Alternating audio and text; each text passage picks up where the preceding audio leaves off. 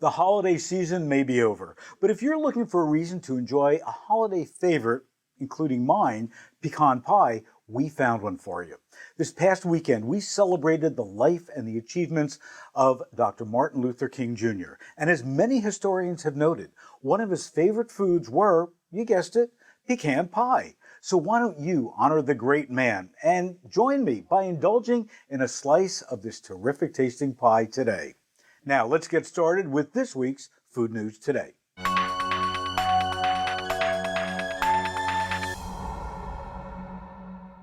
If you can't beat them, join them. At least that seems to be the approach that Coca Cola is taking with its latest ad campaign. Now, the link between sugary drinks and child and adult obesity rates has been growing and ever apparent as a red flag for one of the world's most well-known soda brands. So now, for the first time, instead of avoiding the topic, they're addressing it. The Atlanta-based company has just begun airing commercials during some of the highest-rated shows on CNN, Fox News, and MSNBC, outlining the company's record of providing low-calorie options and pointing out that obesity is a result of consuming too many calories from any source, not just soda. A second commercial shows a montage of activities that add up to the burning off of the 140 happy calories in a can of Coke. Walking a dog, dancing, sharing a laugh with friends, and doing a victory dance after bowling a strike. But don't confuse this latest marketing decision as a defensive reaction to negative publicity. As Diana Garza-Quirolante, a spokeswoman for Coca-Cola, says, they just felt it was time to become a part of the obesity discussion and also clarify confusion about the number of calories in soda.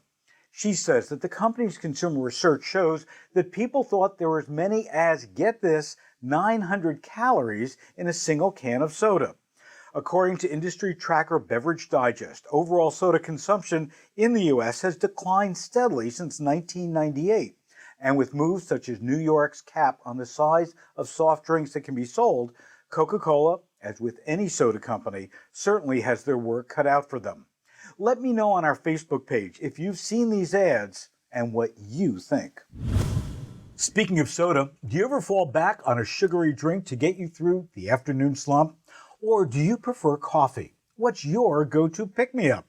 A new survey from NPD Group finds that 18 to 24-year-olds are turning to coffee instead of those caffeinated sodas for their energy boost. So, you know what we did? We went to Facebook to hear what you prefer. For Noah, it's all about the green tea with plenty of EGCG, whatever that means. And Ruby says it's all about the raw milk. And then Frima, give me chocolate, dark chocolate. Now Maria changes it up. For her, it's sometimes coffee, sometimes a trip to the gym, and sometimes a 15-minute power nap. But overall, my favorite, coffee, is still the most popular. Don't forget to check out our Facebook page and let us know what you think. All things about food. Relaxing with a beer after a long day at work might lose its appeal if this is how you're drinking it. That's right, your eyes are not deceiving you. This is a blonde Belgian ale called The End of History, in a case made from a squirrel, a real squirrel. Beer and taxidermy equates art. Maybe. Well, at least it did for Scottish firm Brewdog, who made the beer. Why didn't they use a dog? Which surprisingly seems to all be sold out.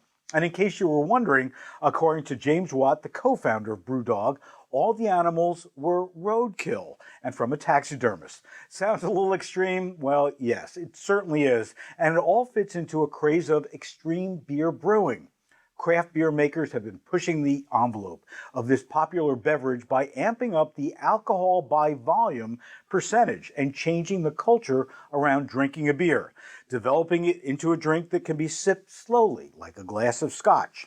The End of History is one of Brewdog's highest percentage of alcohol beers at 55%, and they aptly call it the strongest, most expensive, and most shocking beer in the world. Just to compare, Simple Bud has only 5% alcohol. And if you're wondering what kind of extreme brewing Brewdogs is up to now, go ahead, check out their website, brewdog.com. That's all for this week's edition of Food News Today. Don't forget, check out supermarketguru.com. Send me a message on Facebook or Twitter, but not about squirrels. We'd love to hear from you. Food News Today is sponsored by ConAgra Foods, who shares with me the desire to provide the most current, interesting, and unbiased food news. Thanks for tuning in, and we'll see you next week.